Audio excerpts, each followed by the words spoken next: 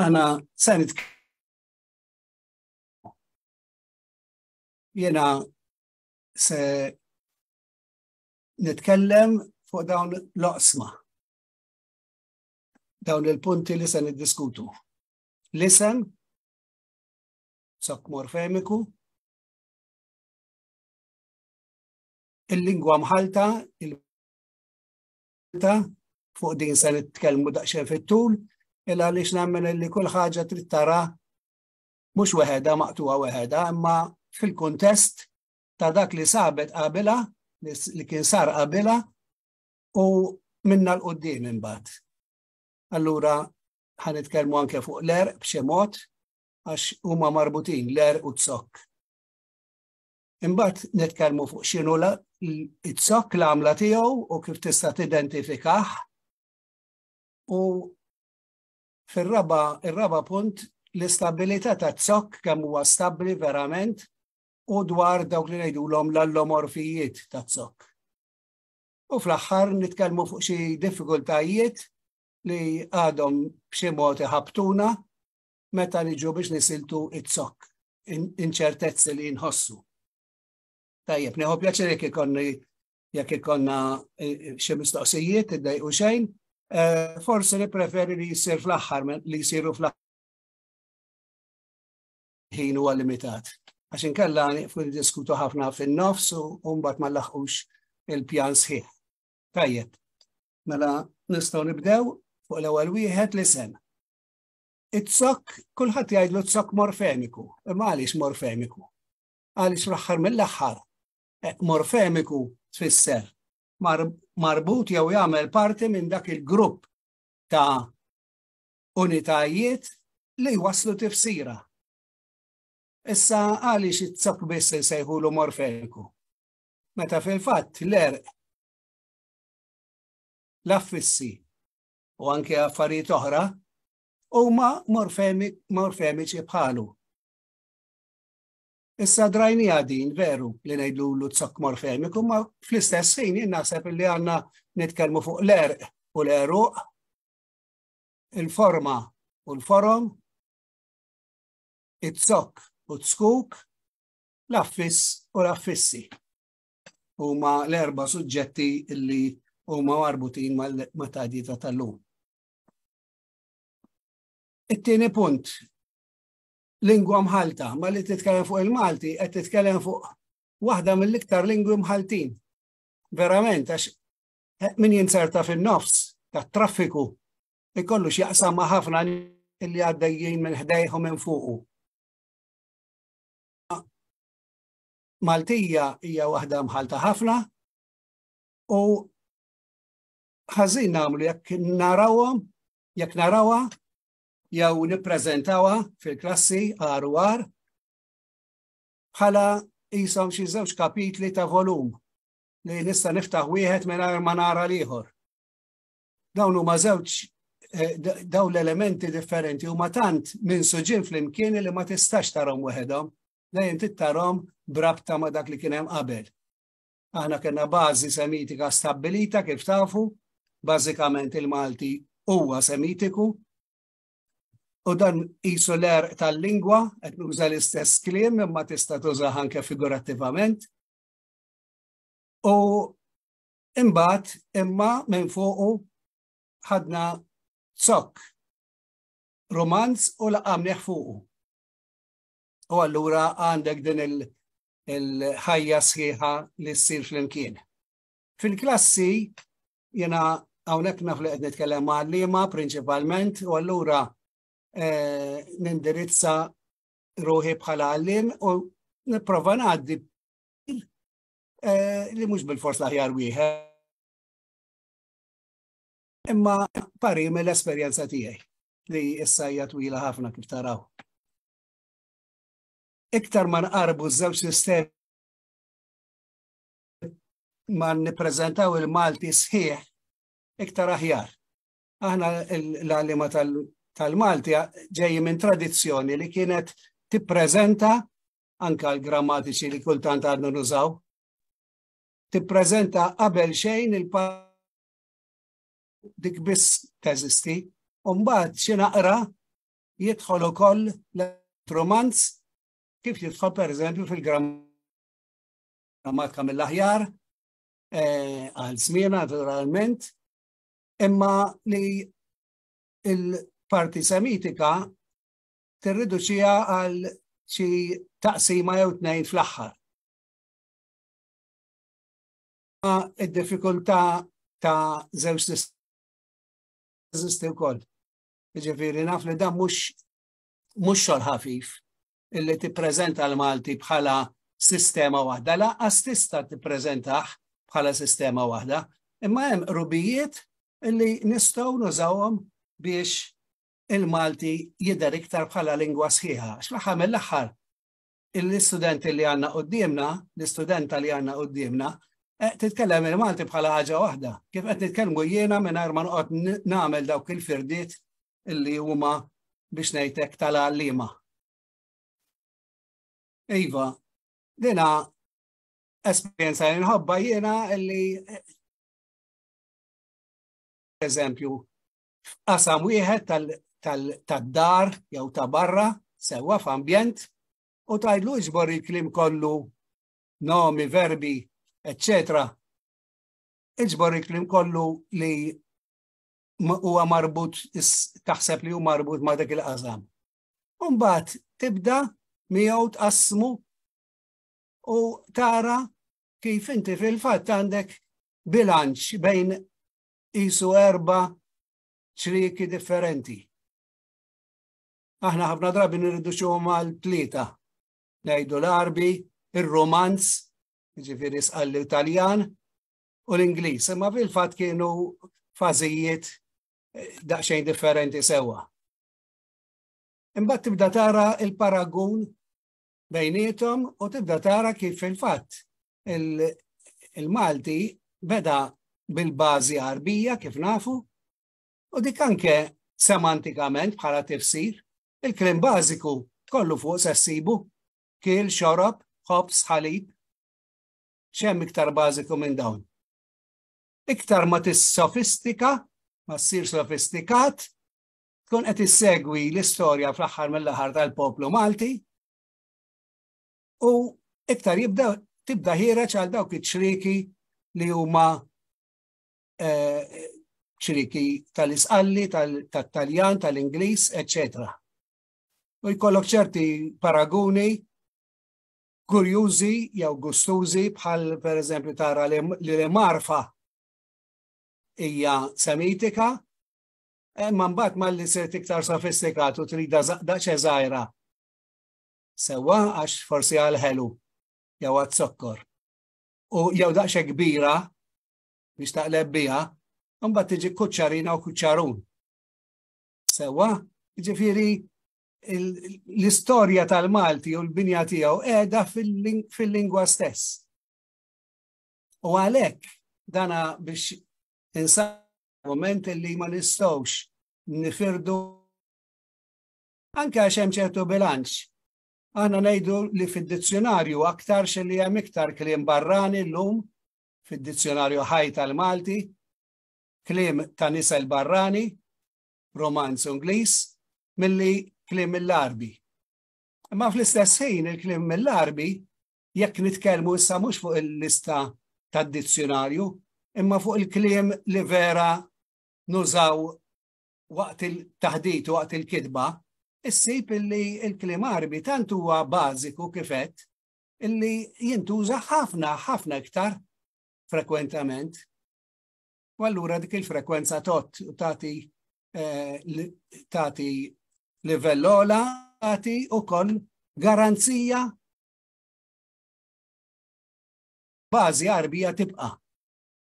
Għaliex iktar ma tkun frekwenti fl-użu, iktar kelma hija iż-żamma tagħha hija assigurata. Tajjeb, biex nersqu iktar għal-suġġett tagħna, aħna mela kellna qabel l-erq nuża l-verb jiżżewweġ ma' forma. Għax meta nejn jiżżewġu il-ħajja tagħhom mhux sempliċement joħorġ bħal joħroġ passeġġata ma' xi ħadd jew jitkellem miegħu, imma l-ħajja tagħhom tkun involuta f'xulxin. Kif nafu. U allura u tantu hekk illi il-prodott illi tkun il-kelma bħal kelma ħaddiem Malti Semitiku dik hekk tfisser immess u Malti Romanz. Sewwa, il-kelma ħaddiem kif tara ma tistax tanalizza mingħajr ma tħotta għax tant huma f'xulxin, marbutin f'xulxin illi dak huwa il-mudell Semitiku. Issa aħna kif għedna żewġ lingwi, żewġ familji anzi ta' lingwi tant differenti minn xulxin, is-Semitiku u l-Indo-Ewropew, u allura meta ltqajna mal-Isqalli, mat-Taljan, eventwalment mal-Ingliż, ġabunna mudell differenti. Differenti sa ċertu punt kif se naraw, għax hemm ħafna qrubija wkoll. U waqt li l-oħra konna ngħidula morfoloġija introflessiva, sa dan il-klim m'hemmx għalfejn wieħed joqgħod jitalmu bl-amment għax inkella ma jkunx jaf il-Malti, proprja biex tkun taf il-Malti, titalmu ma' nies. Sewwa aħna ma nagħlmux Malti, aħna nġibu nies konxji mill-Malti li għandhom diġà meta huma kelliema tal-Malti. Sewwa, il-kelma introflessiva tfisser li jiltewwa minn ġewwa. Sewwa li l-bidliet tiegħu interni kif qed naraw f'ħaddiem u vera, għandek l-erq ħe de me u bejn ħe u me isiru l-bidliet kollha ta' ħaddiem u ħidma u ħaddem, etc. U allura mhix bidla esterna, imma introflessiva. Aħna nistgħu ngħidulu fil-fatt kelma li nużaw għal plural biss, imma nistgħu nestenduha għal-lingwa kollha hija l-kelma miksur. Meta ngħidu l-plural miksur. Miksur hekk l-idea tiegħu. Sewwa meta ngħidu miksur, irridu nfissru illi l-kelma tinkiser internament, tinbidel internament, mhux biżżidiet. Fil-waqt illi meta ltqajna mal-Indo-Ewropew, sibna lingwi li jaħdmu biss bis-sistema konkatenattiva. Konkatenattiva mal-katina overu għandha marbuta. Għaliex huwa kliem li mhux jintiseġġa xulxin bħalma kien is-Semitiku, ma dan iktar sempliċi kważi biex tlizzah, veru, għax magħmul minn biċċiet. Li flok l-erq issa daħħalna t-sok u flok il-forma it-sok naħdmuh bla fissi. U allura diġà hemm xebħ. Mela fiż-żewġ sistemi bit-tifsira bażika. Jien antik idea ta' fuq xi se nitkellem. Malli użajt l-erq, fil-fatt nista' ngħidlek teleb. U għalkemm inti ma fimx idea sħiħa, imma inti mort fuq l-idea tat-talb. Praying jew begging for. U ċaħat ieħor forsi fem mhux talb imma tal-lab. Imma xorta għadna fl-istess qasam. Jiġifieri l-qasam prinċipali huwa jitwassal per u bl-istess mod issa it-sok tant li jiena nista' ta' qed nitkellem ma' għalliema nieħu l-erq għajn l-me u bħala zok nista' nieħu de u ke kif użajtu fir-reklam tagħkom ukoll. Sewwa. U nkun iwassal l-istess idea. U għeduk għadha mhix kelma sħiħa, bħalma għajn l-me mhijiex kelma sħiħa, imma minna fuqha nista' nibni ħafna kliem sħiħ. edukatur, edukaturi, etc. permezz tal-affissi. Issa bħal eżempju jien għażilt il-Malti Romanz Gandlir I. Żewġ partijiet li huma romanzi. Imma għażilt ukoll kelma semitika u għaliex? Għaliex mhux veru noqogħdu attenti ma ngħidux kemm il-darba smajni din illi s-sistema tal-er taħdem mas-semitiku u s-sistema tat-zokk taħdem mar-romanz.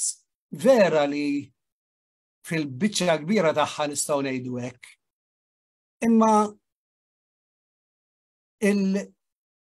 fuq it-Taljan nistgħu ngħidu li jaħdem b'dik is-sistema biss, bis-sistema konkatenattiva biss, bit-zokk u l-affissi.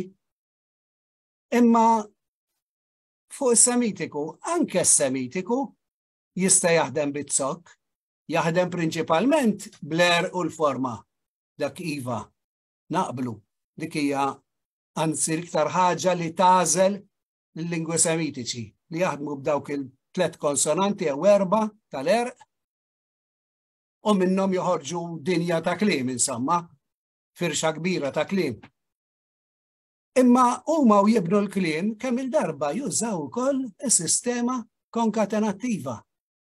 Mela l-element romanz fil-Malti jaħdem bis-sistema konkatenattiva biss, il-romanz. Imma l-element Arbi juża kemm is-sistema introflessiva tal-erq u l-konkatenattiva tat-zokk. Issa barra milli għandna ħadna kliem mill-element Arbi, anzi uritna. U ħadna kliem mill-element romanz, tant ħaltu hawnhekk illi kellna uħud illi kif qed ngħid hemmhekk qabżu l-frontieri. F'liema sens. Kultant l-aktar dari għaliex din hija sistema li inqetet ħafna llum prattikament ma ġiex teżisti, konna nieħdu t-zokk ta' niser romanz u jsir erq. Nisirqulu il-konsonanti tiegħu, mela daħħalna il-kelma Taljan serpe, fil-Malti ġiet serb, Malti romanz, għamilna plural srib, ma li għamilt plural miksur. Inti dak ifisser li inti diġà għandek il-konċett moħħok ta' serpe bħala erq. Tantu hekk illi mbagħad bqajt sejjer uħloqt it-tieni forma serreb. Li ovvjament ktejdu fil-pajjiżi Arab jistaġbu lejk. Għax huwa il-materja prima Taljana imma maħduma l kollox bil-teoloġija tal-Arbi. Werċ, wireċ, il-plural, werreċ, titwerreċ, u għanna verb li tista' tgħid għal kollox huwa semitiku kif inhu fil-binja tiegħu veru bħal tkellem. Il-5 forma. U ma tieqaf qatt jekk tibda tirrakkonta l-avventuri ta' dan il-kliem fiż-żmien meta il-Malti kien l-aktar biex ngħidlek qed jieħu triq għalih għax qed joħloq. Per eżempju, mill-isqalli manġatura, ġibnija maċtura, aħna manġatura hija manġatojja bit-Taljan kieku, ma aħna ħadnija mill-isqalli ċar. Għax aħna ngħidu la maċtura, ġejja minn manġare mela. Mbagħad ħriġna minna l-verb maxtar, imaxtar. Naturalment, ma miltux hemmhekk l-er jiena. Mexetere, kwadriteru. U tibqa' sejjer għal-kem bdilna sens għal kollox li juri li ma konniex nifmu s-sens sħiħ taħħa. Imma minn fajjar għamilna fajjar u jitfajjar u għakulina għati fajjara għal-sling sewa. U għallura għandek ruq illi jizviluppaw li mumiex ta' nisel semitiku imma li inħadmu b'sistema semitika. Jew kontra, kanna kliem Malti semitiku illi sar zokk għal affis romanz. Mela xemx tiġi xemxata, emmen il-partiċipju passiv ma għadux imwemmen kif issir fid-dizzjonarji, imma emnut. Inti m'intix emnut tgħidlu. Min tella żidna is-suffiss romanz, ar, bħal nota nutar, u għamilna tellar, it-tellar, il-panel beater kif tafu. Imbagħad għandna kliem Malti li għandu zokk mill-Ingliż, mela ħadna zokk mill-Ingliż u żidnielu affis romanz. Mela dan mill-Arbi m'għandu xejn.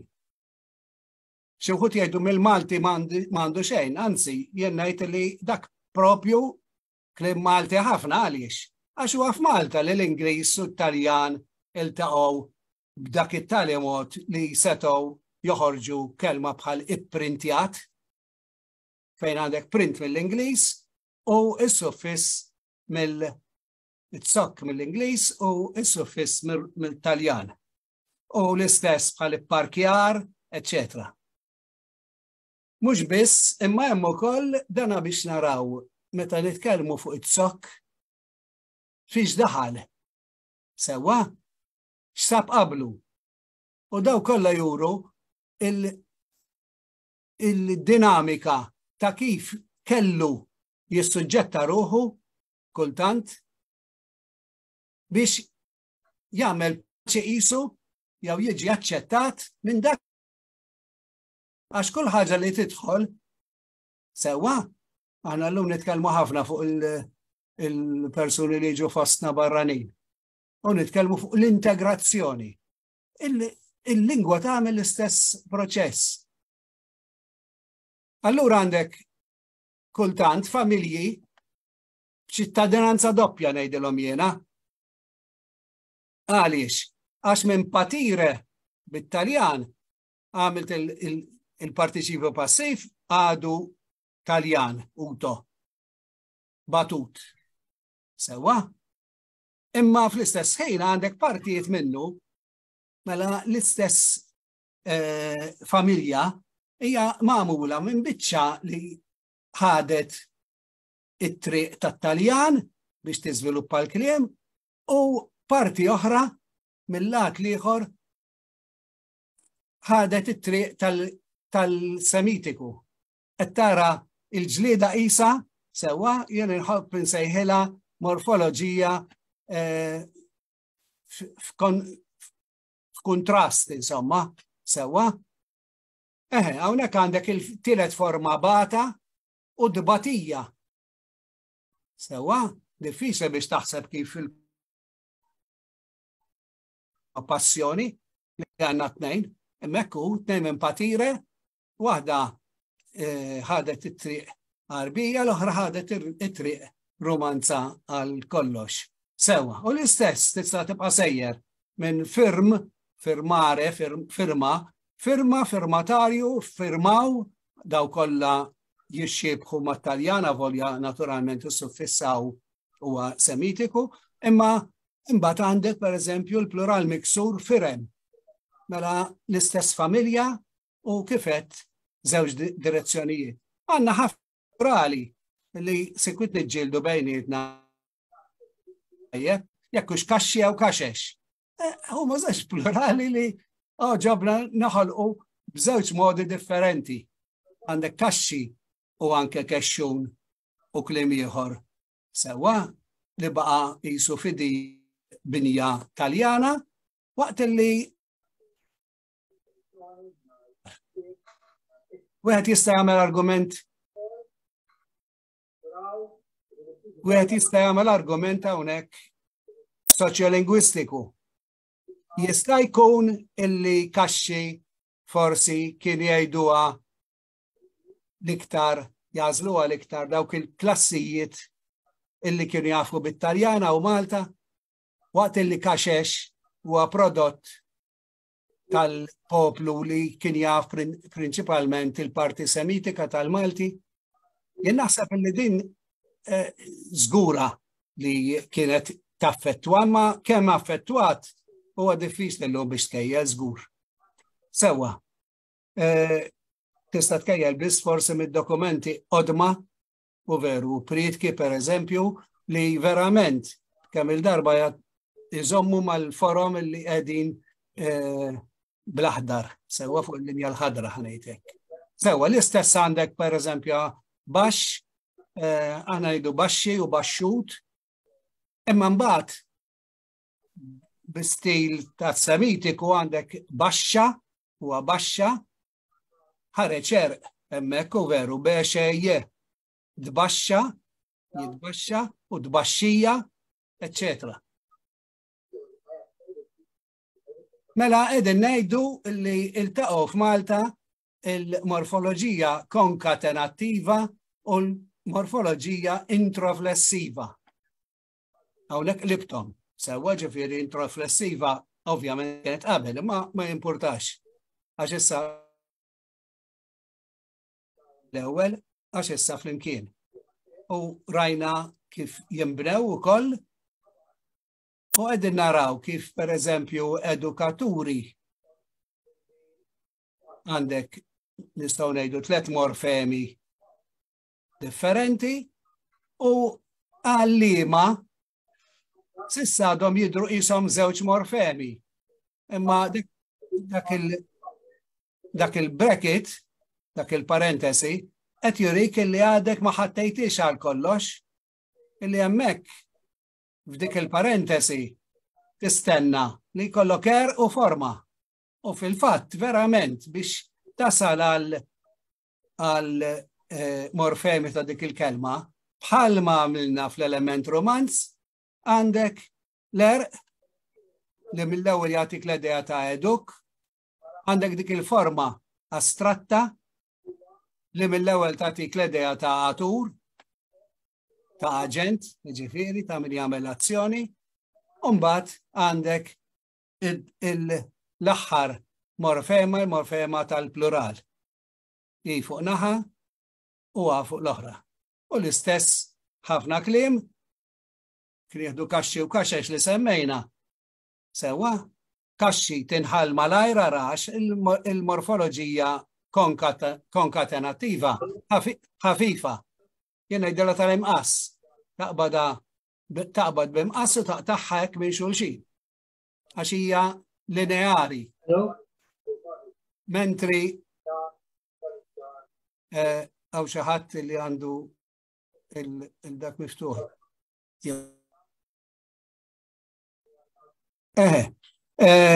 Fil-waqt li kaxex għal kemm hija kelma waħda ma fl-istess ħin diġà magħmula minn żewġ morfemi, naturalment, il-morfema tal-erq, għajdli erq, iva, erq, huwa l-plural għal kemm it-Taljan imma qed jinbena fuq stil semitiku. U allura joħroġ kaxex bħal ma nagħmlu mis-semitiku sodda, sodot. Ngħidulu konkatenattiv, għaliex jgħidulu konkatenattiv? Għax jinbena flimkien bħal katina. Imma din katina li għandna fil-katina il-ħoloq huma importanti ndaqs. Imma u le.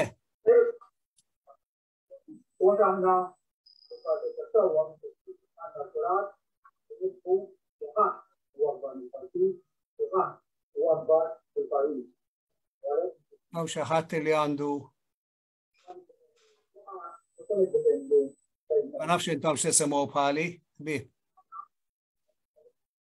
Joseph. Okay. George, tixtieq saqsi xi mistoqsija, jew għax mhux qed jinstema' sew?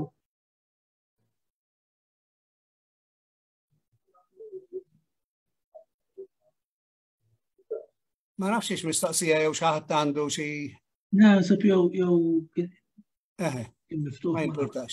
ma jimpurtax. Mela, hawnhekk tajnihom is-sura ta' katina, imma naħseb li għaliex daħħalta dil-biċċa, għax naħseb li l-isem stess tal-morfoloġija huwa daqsxejn jista' jibatek fi triq ħażina. Jagħtik l-idea ta' morfemi li hum fl-importanza tagħhom. Mentri jiena niġi ngħidlek eduk jew eduka huwa differenti milli niġi ngħidlek atur jew i. Kollha iġorru malli għetlek edduk u waqaftem tajt taf li ma qasam irrid nitkellem fuqu. Knejdlek tajt jista' jkun illi irrid jgħid il-kontrarju ta' xi ħaġa imma ta' xiex. Mentri meta ngħidlek fortuna inti se tifhem il-qasam. Ġifieri f'kull ħaġa jiena fil-fatt hawnhekk qed nagħmilha bil-mod kif forsi wieħed jista' anke jippreżenta jekk ikun jispjega sewwa bl-iktar metod sempliċi għax dak l-aħjar. Provija li jkollha ras importanti dik li qiegħda fil-kaxxa li tmexxi kollox. Fil-ferrovija inti għandek il-vaguni illi huma importanti għax fuqhom se tgħabbi, imma titlaqhom fuq il-linji jibqgħu hemmhekk. Waqt illi jekk ikollok ir-ras il-magna tal-ferrovija, dik anke weħedha titlaq aħseb wara tiġbiċ il-vaguni magħha. Fil-każ tal-lingwa saħansitra tal-lingwa tal-morfoloġija konkatenat tista' saħansitra iġġor il-vagun qabel. Għandek ukoll il-prefissi sewwa biex inżommu x-xebħ. Imma il-punt huwa dan illi mhux il-morfemi mhux qishom katina fejn is-saħħa tal-ħoloq trid tkun indaqs, imma imqasmin xi ħaġa li tiġbed li hija importanti li hija bażika, il-morfema bażika, u allura it-sok qed nitkellmu u magħha marbutin imbagħad il-morfemi marbuta għax dejjem jeżistu marbutin għax waħedhom ma jiċċaqalqux. Issa fil-Malti dejjem ħassejna wkoll diffikultà biex nippreżentaw il-kliem. Lingwa li tant imħalta li anke biex tqedhom fl-imkien f'dizzjonarju wieħed u sibilhom mezz kemm jista' jkun komuni għalfejn biex min ifittex ma jitgerfix, ma jridx joqgħod jirraġuna l-ewwel di semitika jew mhix semitika. U kif se tagħmilhom il-kliem? Se tiġborhom bħala familja fil-familja tagħhom jew se tferrixhom u jiġu kollha skont l-alfabet. Id-dizzjonarji kollha Maltin kważi kollha ferxuhom. Jiġifieri jien għandi hemmhekk maqlub, inqaleb, qaleb u taqlib. Kollha ssibhom taħt l-ewwel ittra tagħhom. Kitmur tfittixha fil-miklem pereżempju, maqlub tissiba flemme u naturalment flemme minħabba l-partiċipi passivi ħafna. Inqaleb taħt in-ne, qaleb taħt il-e u te taħt taqlib. In-non verbali bħal taqlib. Sewwa it-te ħatikber ħafna wkoll. Kienu tnej biss illi mxew differenti. Karwana, id-dizzjonarju ta' Karwana, u Ġose Akulina, fid-dizzjonarju ta' Akulina li għandna fidejna, u veru. Bid-differenza li Karwana kien jemmen fis-semitiku biss. Anka ħafna mill-kliem romanz li jeżisti fil-Malti raħ, jew evitaħ, jew raħ, huwa dizzjonarju b'saħħtu ta' imma fil-parti semitika għax dik jagħti kien interessat iktar fiha. U allura ma kellux il-problema ta' kif se jaqgħadhom flimkien għax ir-romanz prattikament ineżistenti fih. Mentri José Akulina daħallu bir-ras kif ngħidu. Sewwa, ġifieri affronta il-problema u prova isolvija f'sistema waħda. Jien niftakar meta bdejna dan id-dizzjonarju x'in kont naħdem jew u iddiskutejnija il-bil kien illi għandna nimxu nżommu kull kelma bil-familja tagħha, skont il-familja tagħha. Mela f'Akulina kull kelma tintrabat ma' familja u tgħix fil-familja, ġifieri tibqa' hemmhekk. Imbagħad ikollok cross references naturalment, ġifieri jekk ħatamilha taħt qaleb, jekk dawk kollha ta' fuq ħanamilhom taħt qaleb, fil-kelma maqlub se toħroġ weħeda u jgħidlek murara qaleb taħt qaleb. U l-istess fil-kliem ieħor. Mela inti kollok kelma li qiegħda semitika sewwa ikollok l-eruq alfabetikament, Akulina ma jagħtix l-eruq għax aħna maħniex imdorin hekk, id-dizzjonarji Arab hekk jagħmlu għax jaħdem kollox bl-erq prattikament. Imma Akulina għażel leħfef kelma. Normalment l-ewwel verb, il-verb tal-ewwel forma. Għax dak l-iktar sempliċi għandu biss l-erq. Qaleb. Mela qaleb u fil-fatt qaleb u qalleb u tqalleb, eċetera, nqaleb u mbagħad in-nomi. U bl-istess mod it-sok naturalment erġajna bl-alfabet fil-kliem li ġej mit-Taljan u imbagħad il-familja kollha ġieli alfabetikament hemmhekk mhix kelma eżatta għal kollox għaliex mhux dejjem kien jimxi hekk. Anzi ħafna drabi kien jiksera. Imma din kienet interessanti li din kienet l-ewwel darba li t-sok ġie rikonoxxut formalment fil-xogħlijiet lingwistiċi Maltin. Għax qabel jissemma xejn. Jew jissemma u daqshekk imissa minħabba din l-isfida illi trid taqqad il-kliem bl-erq kollu bbażat fuq l-erq b'importanza kbira tal-erq. Mal-kliem illi ġej, allura it-sok kellna intuħ ċertu statura. Allura dan huwa id-dizzjonarju ta' Akulina u tara kif inhu mqassam, allura f'kull kelma semitika x'kas il-partijiet bil-dak, dawk huma deskrizzjonijiet ta' ħafna affarijiet li fih. Imma bl-aħmar għandkom kull darba l-erq. U qed jgħidlek jiena l-erq nixtieq ta' nagħmellek għax il-familja hija tal-erq. L-erq huwa jien inħobb ngħidlu d-DNA ta' dik il-familja. Tafu kemm importanti d-DNA li jaqqat il-familja. U l-istess. Hawnhekk qed jurik l-erq. Allura l-iżvilupp tal-familja fetaħ dak l-erq huwa dak taraw kollox ibbażat fuq il-grammatika u veru l-ewwel forma, t-tieni forma, l-ħames. Bat in-nomi.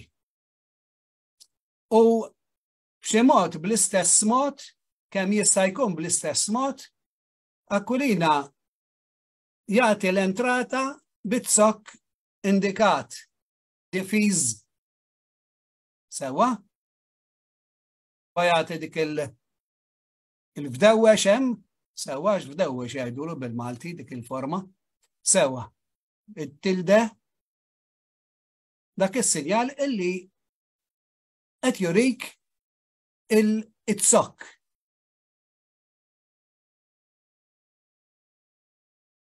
Allura l-iżvilupp tal-familja defend u hekk għandek dak il-kliem u kollu għandu dak il-qtuħ.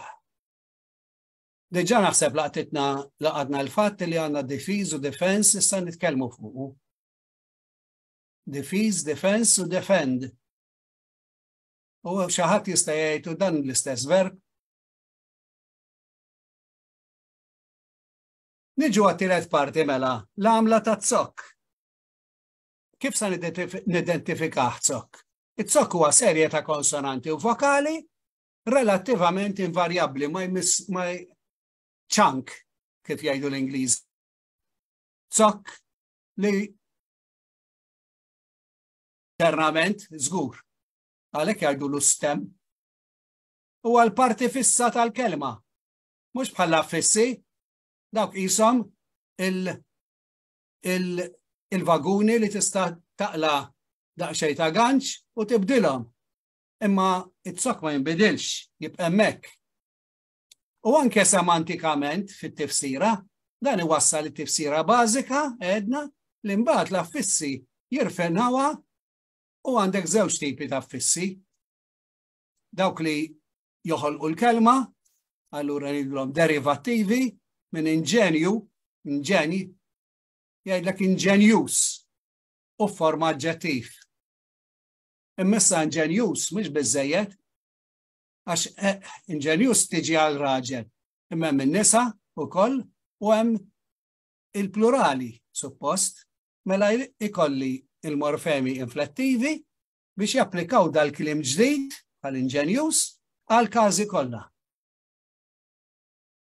Inġenjużi, etc. L-aħjar mod biex tidentifika t-zokk. Naħseb li din hija il-problema ta' kollox. U ġenerali ma għaliex inħossuha problema, il għaliex tant iktar tqila f'ċerti każi biex issib l-erq fis-semitiku. L-aħjar mod huwa li issib diversi kliem mill-istess familja. U tislet il-parti li sab fihom kollha. Ħalli nagħmlu biex infittxu l-erq. Mela għandek ikkalmat, kalmanti, jikkalmaw, kalmi. Ħadd serje ta' kliem jiena. Jekk inqabbilhom għamilta bil-bold hemmhekk, grossa, bil-tipa grassa, kalm hija il-parti illi hija komuni fihom kollha. U ma tinbidilx, ma tiċċaqlaqx l-ewwel hemm kif jinfetħu l-eruq fil-kelma semitika. L-istess ġenerazzjoni, ġenerat, ġeneru, ġeneratur, ġenerus, fiduċja, fiduċjus, fiduċjarjus, fiduċjat, anke bil-prefiss, ma xorta tibqa' sewa. Sawnek kollox sew.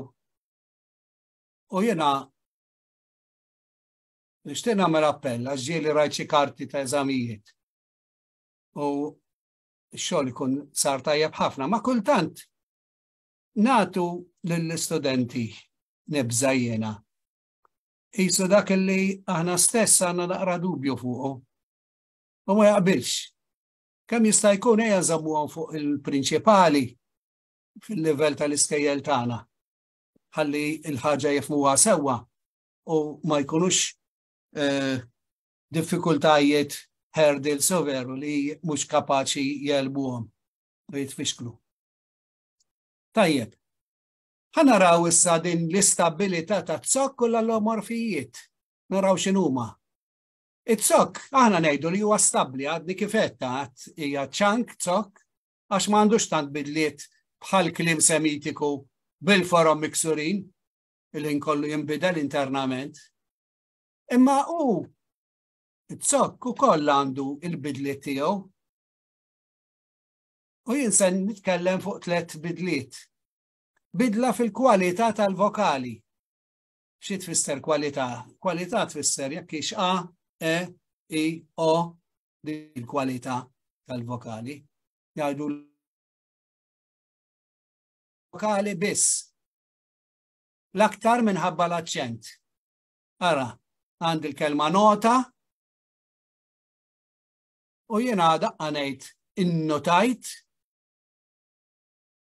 notament, nota, nutar, kollha ġej mill-istess zokk. Imma zokk li qed juri ruħu b'żewġ modi differenti. Daqqa jidher not, daqqa nut. Hemm raġuni għaliex, sewwa. Normalment ikun għaliex, pereżempju, n-nut meta għandha l-aċċent warajha, nutajt, nutar. Sewwa? Imma meta tkun l-aċċent fuqha bħal nota jew imbeda iktar minna notament, hemmhekk tibqa' not. Ġifieri raġuni jkun hemm, imma aħna mhux se noqogħdu nidħlu fir-raġuni hawnhekk għax dak jrid studju għalih. Sewwa, u għandna ħafna hekk. Aħna ubbidjenza jew obbedienza. Għandek min jippreferi waħda jippreferi.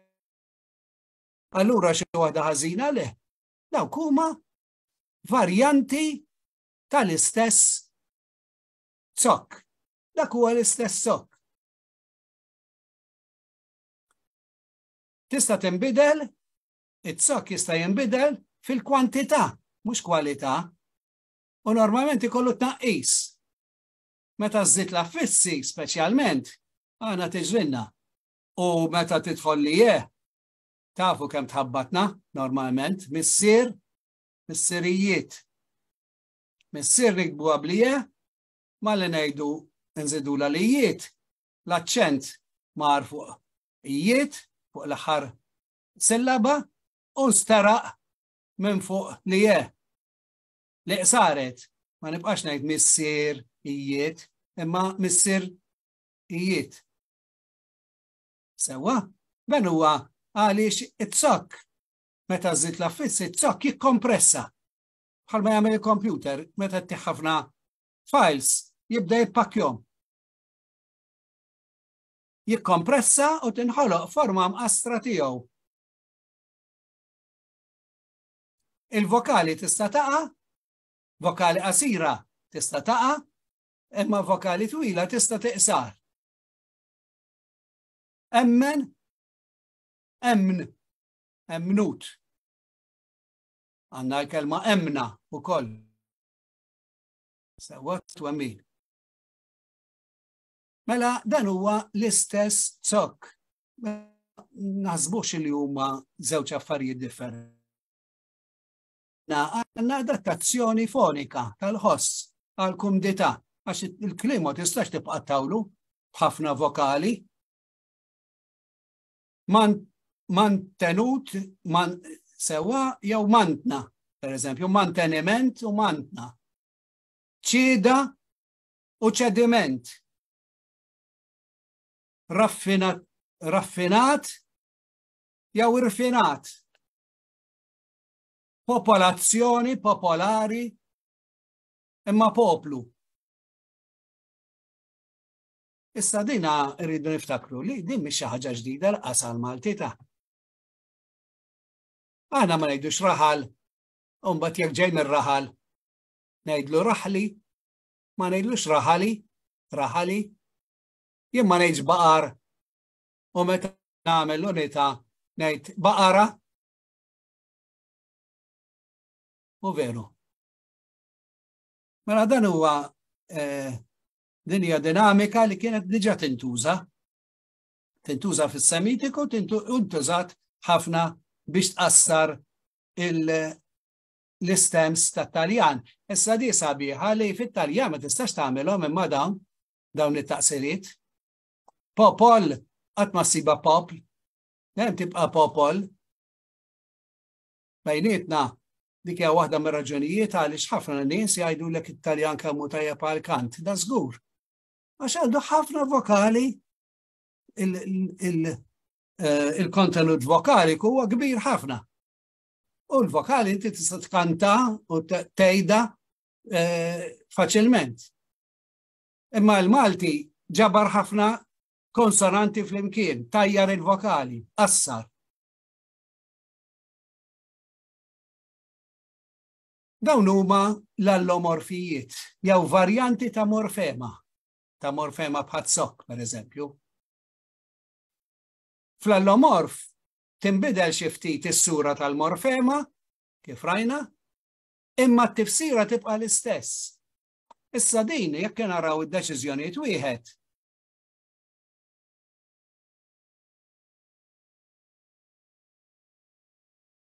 Erba' tnejn, insibu dan id-diskors. L-ewwel net jgħidlek mill-ewwel fil-kitba tal-er u f'dik tat-sok japplikaw regoli differenti. L-er ibżali għalih, imma t-sok tista' tvarjah u tawna predikatur, pritka. Għallunna ma nażlu sok wieħed għal-jom kollha bħalma nżommu anka meta ngħid jikteb bil-pe, nibqa' nikteb ketebe.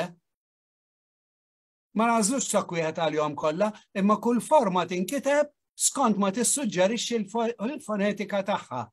Mela skont ma nippronunzja ktibt predikatur u pritka.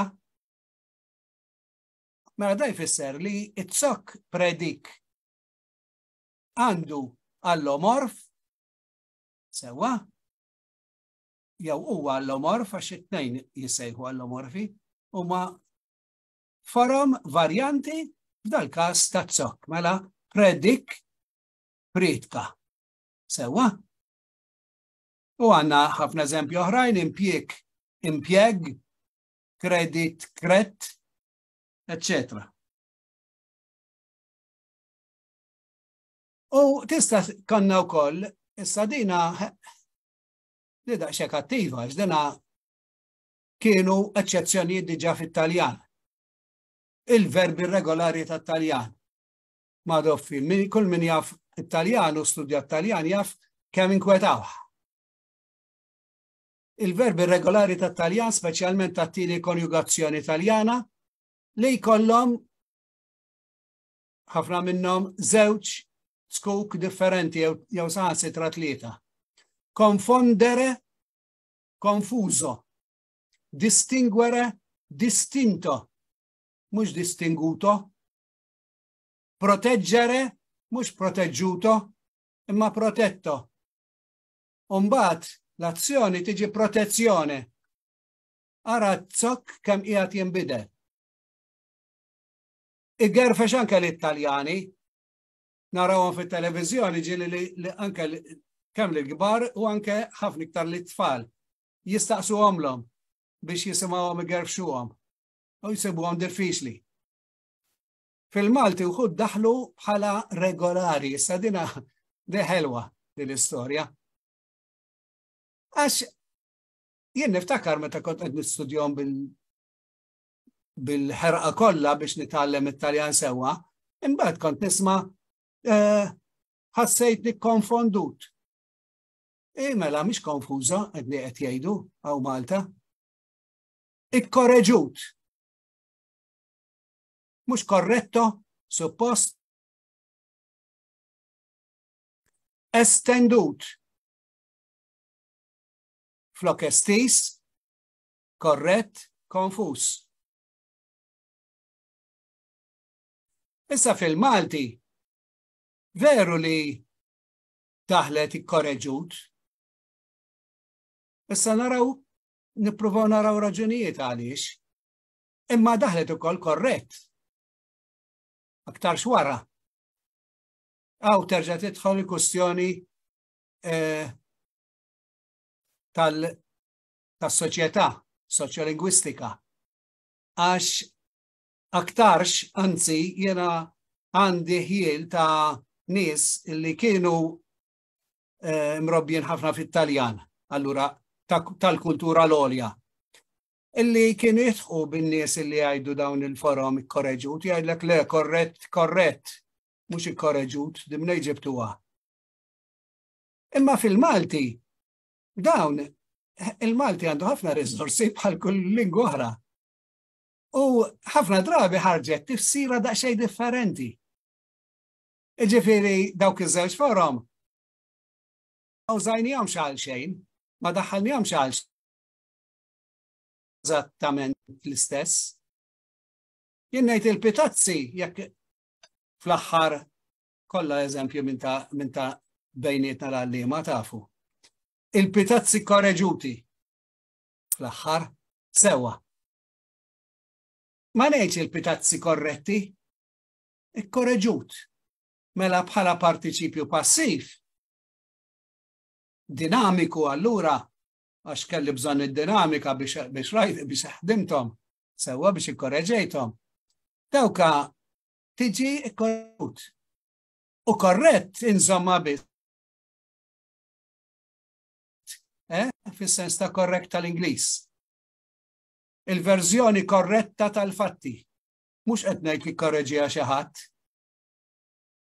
Tarawa li ngħidula d-differenza bejn għax wieħed qisu ikkorreġut qisu partiċipju passiv, huwa partiċipju passiv, u korrett għalkemm kien partiċipju passiv, illum jaħdem fil-Malti ktar bħala aġġettiv sempliċi.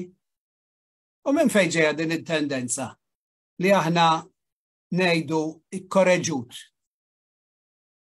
L-ewwel nett fit-Taljan standard diġà hemm ċerta libertà. Għandek numru minnhom li fit-Taljan jistgħu jintużaw jew l-eċċezzjonali, vedere visto jew veduto, vedere veduto. Perdere, perso jew perduto. Perduto jiġi regolari, perso irregolari. Mela diġà qed naraw ix-xena inqas stretta. Fid-djaletti tal-Italja tas-Sud biex taqgħod minn ġie l-element romanz tagħna, il-forom regolari huma mifruxa ħafna.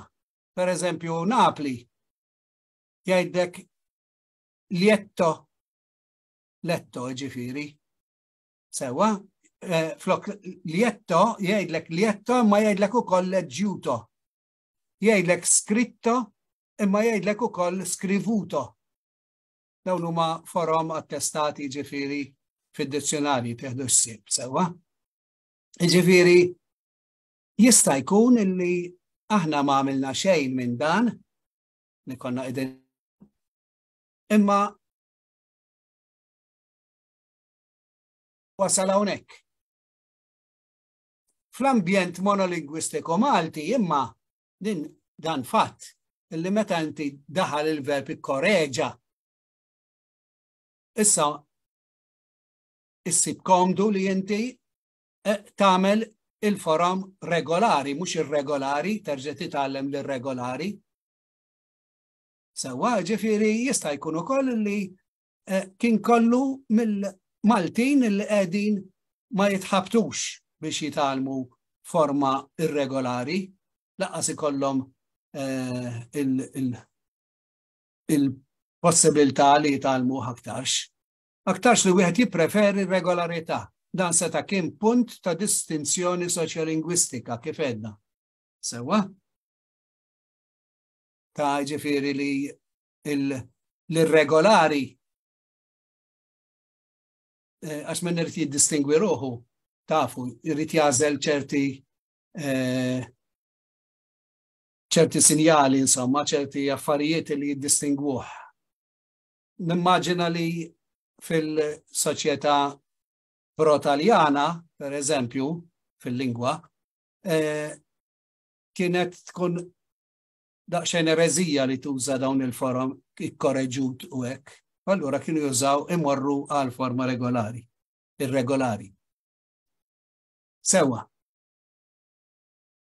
L-aħħar ħaġa li nixtieq ngħidilkom, nitkellmu fuq id-diffikultajiet li jistgħu jħabtuna. M'hemmx għalfejn naħseb noqgħod naqra il-dan. Importanti li naqra l-aħħar punt imma. Jiena se nagħti xi suġġerimenti hawn, imma mhux għax il-grammatika tgħid hekk, il-grammatika għadha ma tgħid xejn f'ċerti affarijiet. U allura jien inħoss li bniedem illi għallem il-Malti u studjah. Lest naturalment biex niddiskutija ma'kom u tikkorreġuni. Il-ġeminazzjoni. Il-ġeminazzjoni hija li aħna kull meta naqbdu zokk mit-Taljan għax l-Ingliż mexa ħafna fuq it-Taljan fuq is-sistema li kien ippreparalu il-Taljan li tajba li tkun li nkunu ċari fuq ta' għax l-Ingliż fl-aħħar mill-aħħar l-istem tiegħu it-zokk tiegħu kien komdu ħafna biex jidħol dritt mas-Semitiku. Bħal dak li għamilna Serb u hekk mit-Taljan. Għax l-Ingliż għandu stems osra ħafna. U l-biċċa kbira ikollhom 3 konsonanti. To park, to post. Sewa? U allura to park kieku ma kienx daħal fin-nofs l-element romanz. Aktarx li konna nispiċċaw ngħidu iparrek. Bħalma għedna jserreb. Mod naturali, għaliex kien komdu li aħna naqbdu dawk it-3 konsonanti u naħdmu bihom. Imma l-istorja ma tistax tibdilha. Jiena kont għamilt kelli din id-dubju fuq l-Ingliż. U fil-fatt meta sibt dialetti Arab illi ġew f'kuntatt mal-Ingliż, dil-ħaġa saret ħafna. Bdew l-Ingliż dritt jidħol jieħu 3 konsonanti tal-erq jew 4 u jidħol fil-morfoloġija Arbija. Kienu każi fejn l-Amerikani niżlu pereżempju sewa fost nies li jitkellmu l-Arbi biss. U biex jiltaqgħu magħhom kienu allura dak u beda diħel l-Ingliż fl-Arbi imma Ingliż maħdum l-Arbija bħalma rajna fil-Kastana fil-bidu.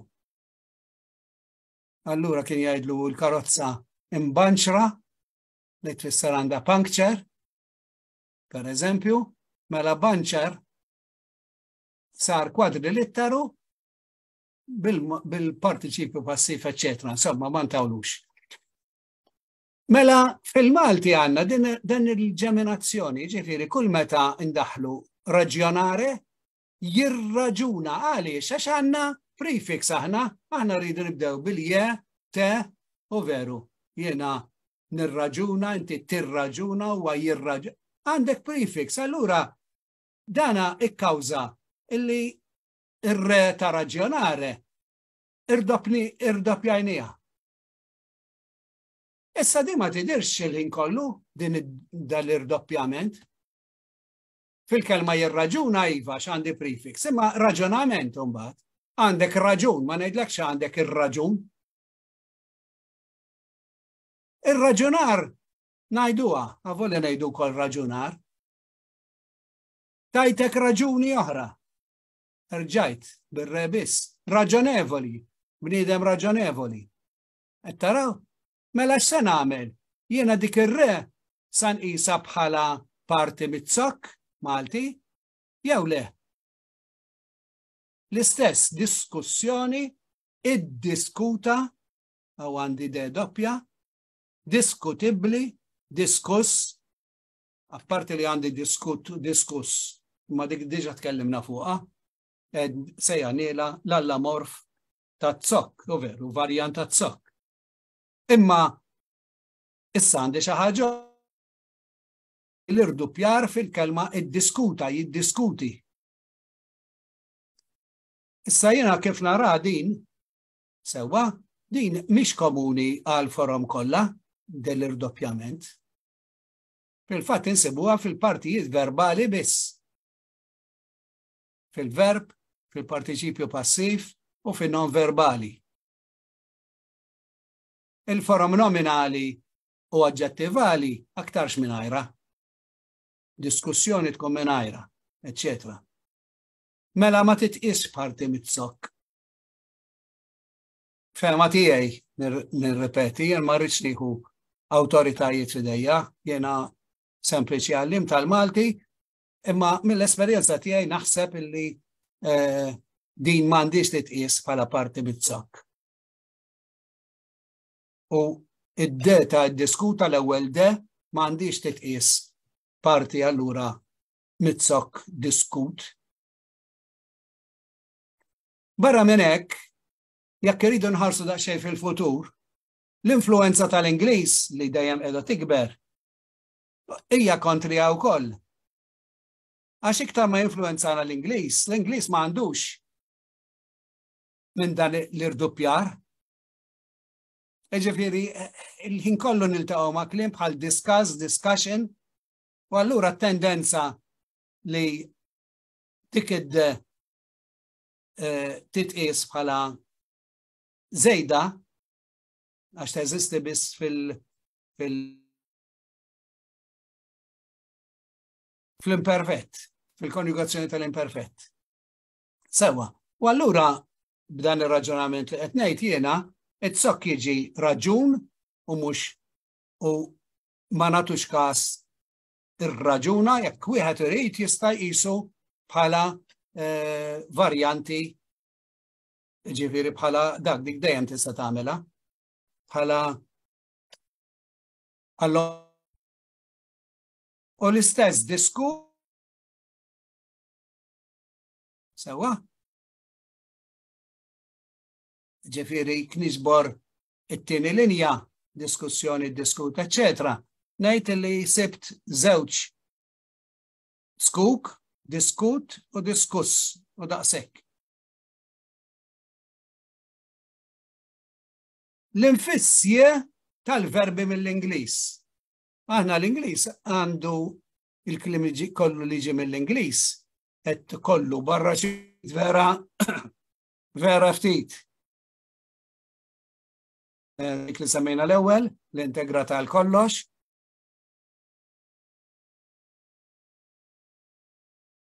Fajjar. Mill-bqija, il-biċċa kbira tal-verbi huma li jidħol verb Ingliż, aħna ntuħje fit-tarf. Nirdoppjawlu bħalma konna nirdoppjaw l-Italjan. Mela minn test ngħid jittest. Imma mbagħad ma ngħidx jittesta, jittestja. Ma ngħidx jipparka, imma jipparkja. U din teżisti fl-Ingliż fil-kliem Ingliż kollu. U x'se nagħmel biha? Se nodda bħala parti mit-zokk? Għax aħna mdorrijin naqtaw dik la biss is-soltu. Ikolli protesta mit-Taljan. Wara t-te, insib u faċli naqta. U għaw x'se nagħmel? Naqta mala? Jew bejn il-ke u l-je.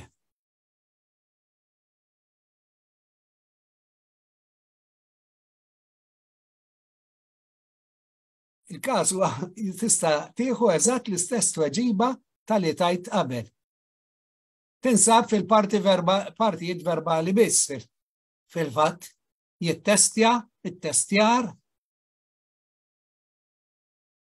ittestjat, il-forum nominali u l-aġġettivi jarġa l-istess aktarx minn ajra, mela ma titqis parti mit-zokk. Bħalhom għandna ftit verbi romanzi. Kenna ftit, aktarx servew bħala il-modell fil-fema tiegħi, insomma, meta kont studjajt fuq il-verbi barranin. Dik l-iktar tweġiba plawsibbli li sibt. Illi bħalma konna qed nagħmlu ċatt minn ċatt, iċċattja u da kollu Taljan. Nista' nieħu il-kelma tu ċett mill-Ingliż issa li bqajna nagħmlu jiċċettja. Post mit-Taljan ippostja ngħidu aħna. U għandna diversi kliem ieħor, ma mhux ħafna, numru.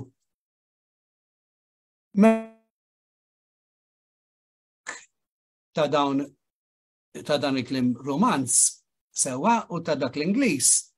Jekk ma jitqiex parti mit-zokk, allura ħanejdu li huwa test park, chat, biex ma l-eżempju motija, intom donajtu.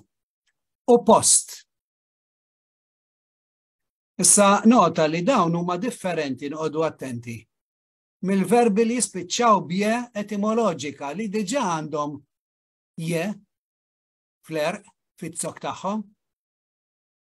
Dik hija je li żidna aħna minn ċatta li ċattja u minn testa li testja. Imma fil-kelma rabja, ir-rabja ma żidtix jiena li je. Dik kienet fit-zok diġà Taljan.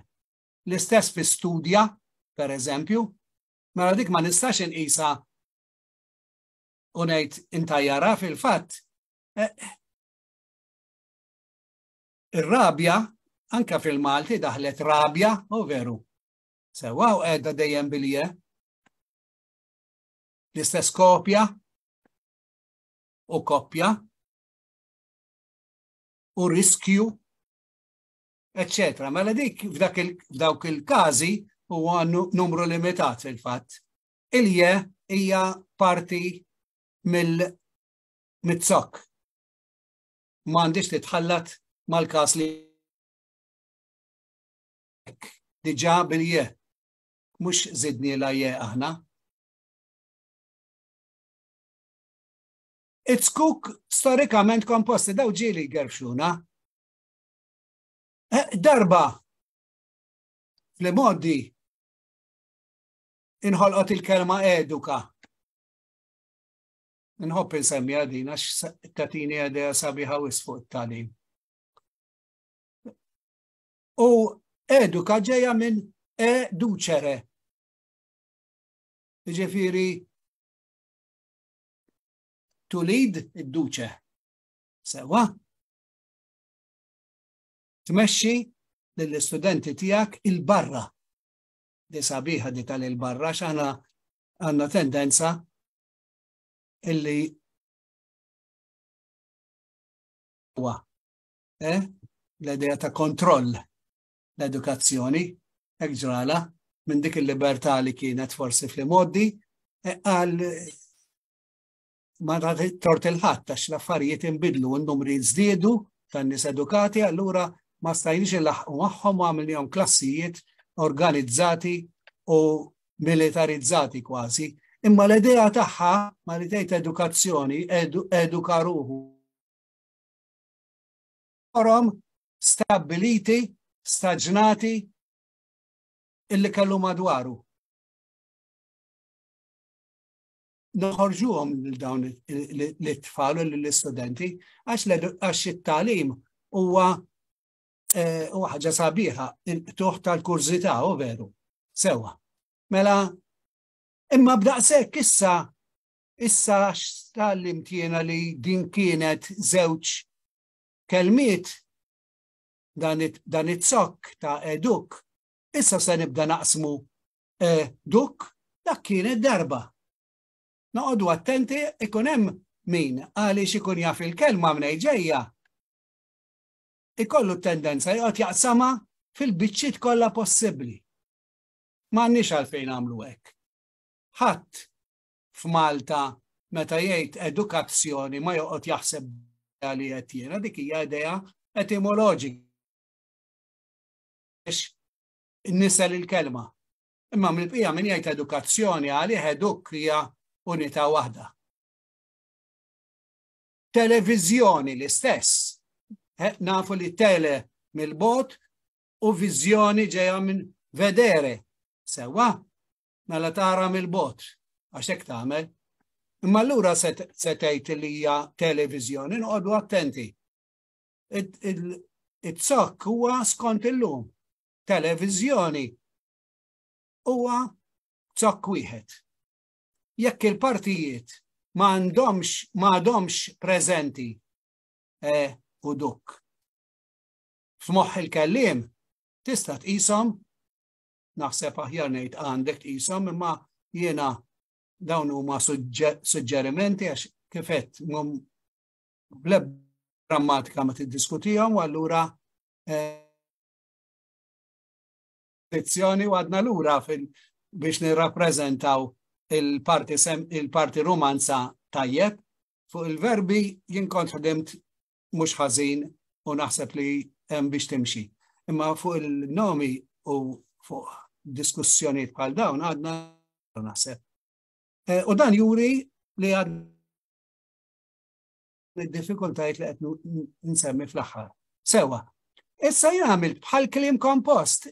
Fid-deċiżjonijiet wieħed kienet ittieħdet id-deċiżjoni li meta żewġ kelmiet ikunu tifsira singolari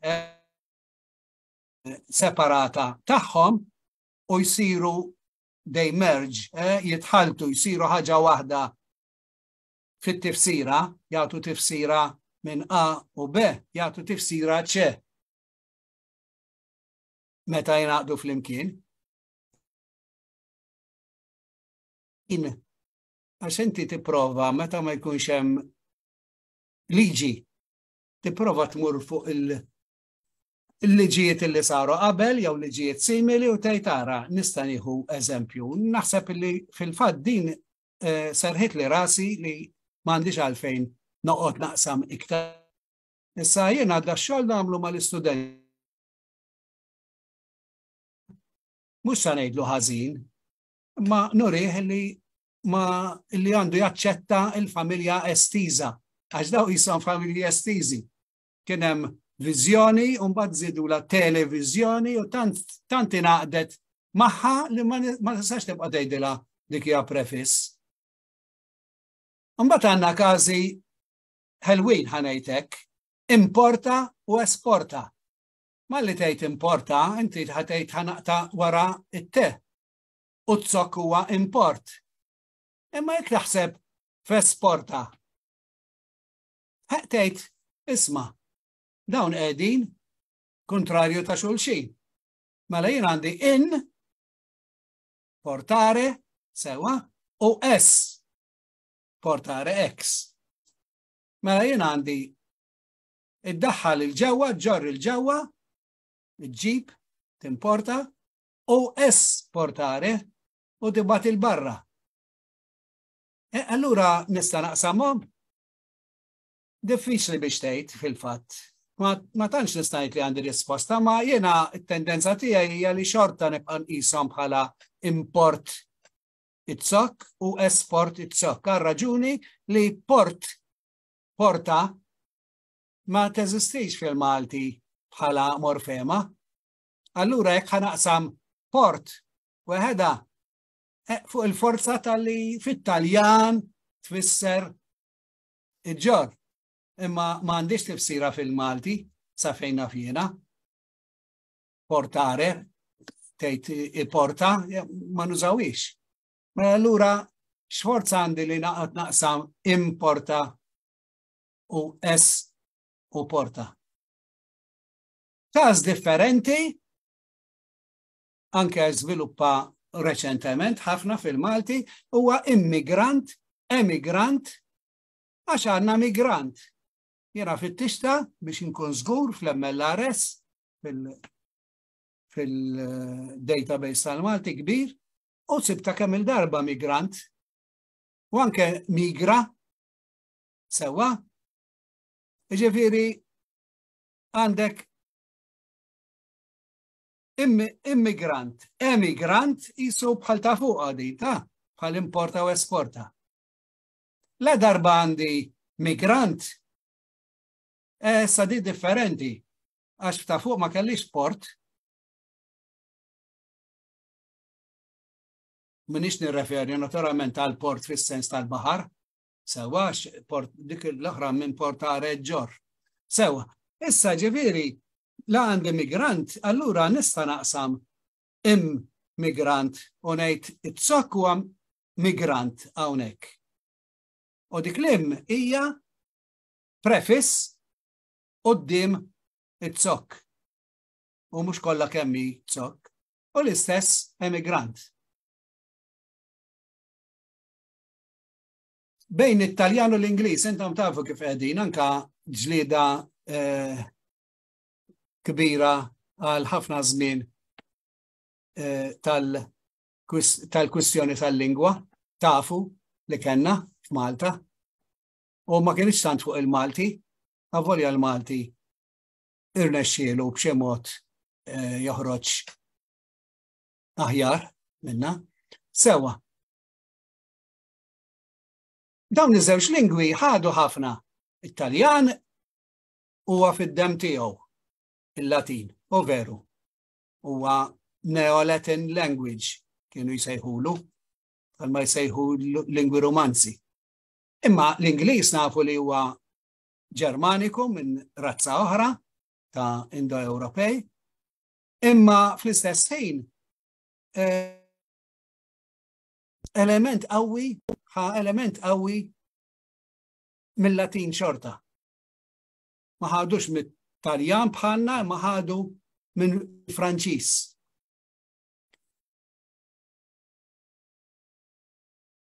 Skok li huma l-istess.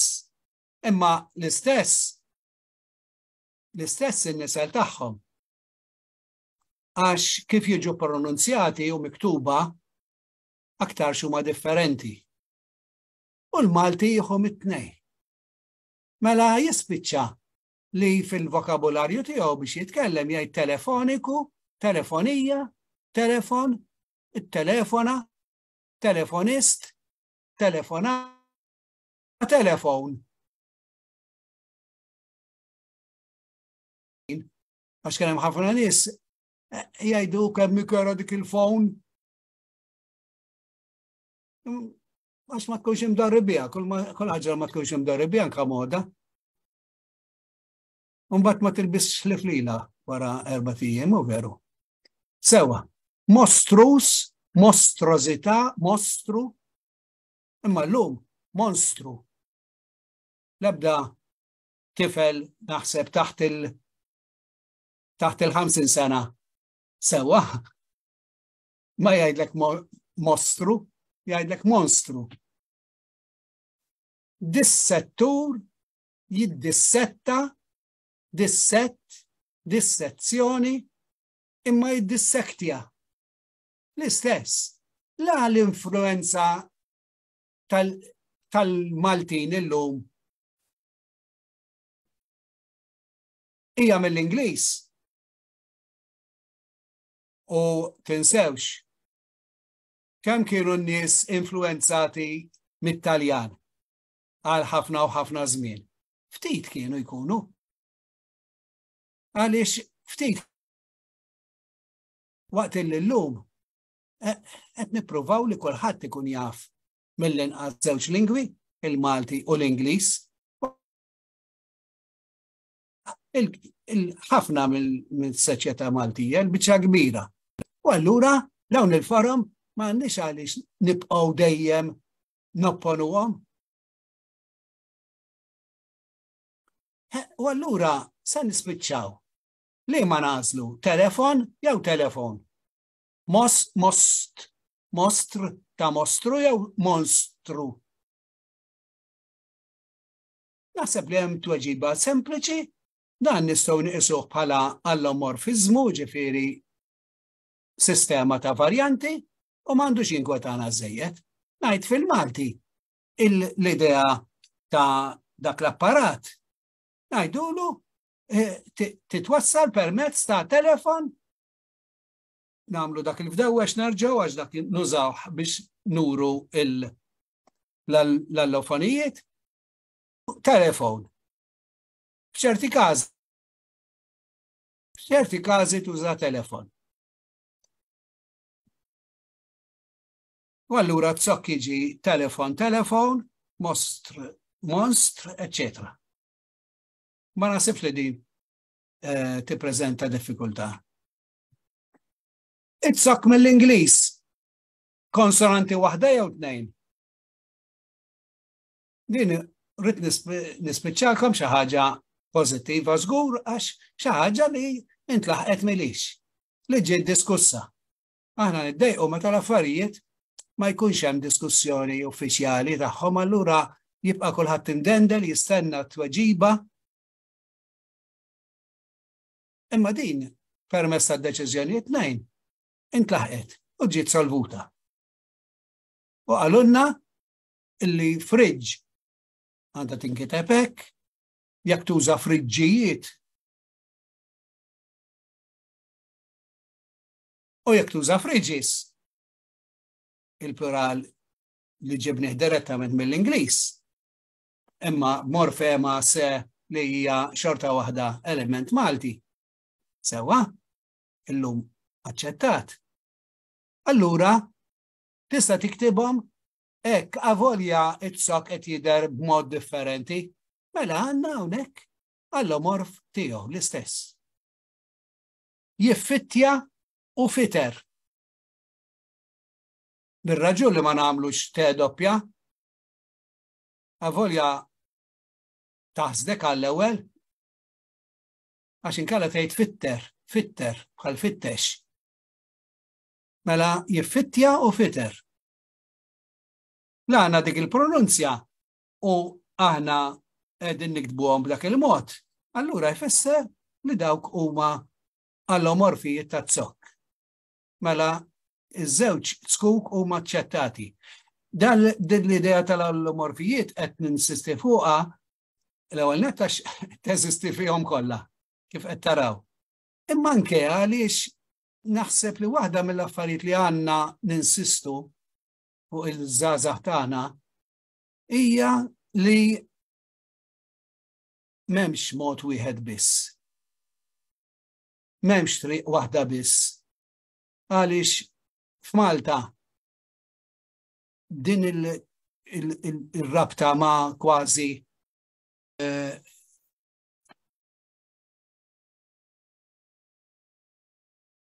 għax ħafna iħossuha, anke jekk tuża kelma minn lingwa li forsi huma ma jużawiex, kelma fil-lingwa li huma ma jużawiex, kważi jikkritikawk moralment kważi.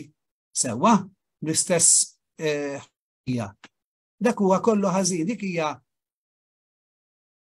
robbija ħażina tal-poplu tagħna, ġejja mill-istorja tiegħu forsi, mill-esperjenzi tal-awtoritajiet li kellu matul is-snin. Imma żgur li aħna ma nistgħux infarfru spallejna u daqshekk. Sewwa, jiġifieri aħna għandna il-xogħol li għall-inqas fil-qasam tal-lingwa nuru illi m'hemmx triq waħda biss u m'hemmx risposta lesta u li s-sabiħ huwa illi inti tiffaċċja il-futur u tipprova toħroġ soluzzjoni taħdem inti stess soluzzjoni tajba għalih. Jiena dak kien il-diskors tiegħi insomma li rid ngħid. Fl-aħħar għamilt jiena qed nikber issa u allura forsi meta tikber tinfex tagħmel dawla li hemm ħaġa li dejjem inkun nixtieq ngħidha lill-għalliema sħabi. Nista' naqra malajr fil-każ kelma lil sħabi l-għalliema. Fil-ħajja kulħadd jixtieq ikollu tweġiba ċara, soluzzjoni infallibbli għal kull mistoqsija tiegħu. U l-għalliema mhux inqas għax jixtiequ jagħtu istruzzjonijiet ċari, direttivi impeccabbli lill-istudenti tagħhom. Jaħsbu li dan jeħtieġu. Imma d-dinja, il-ħajja u l-lingwa qegħdin jinbidlu kull ħin u taħt għajnejna. L-istudenti tagħna tal-lum tixirqilhom tweġiba differenti minn dik li tajna lil tal-bieraħ. Għalhekk aħna għalliema tajbin, daqskemm għadna studenti tajbin.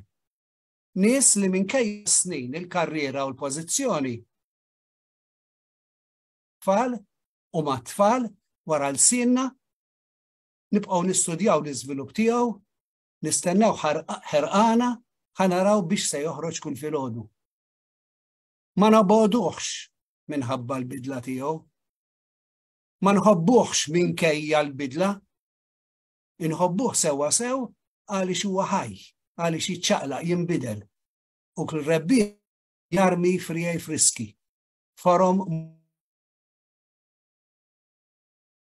l-istudenti tagħna ma jridux minn għandna tweġibiet infallibbli, modelli immutabbli, xenarji statiċi, ġa jafu li dawk id-dieba.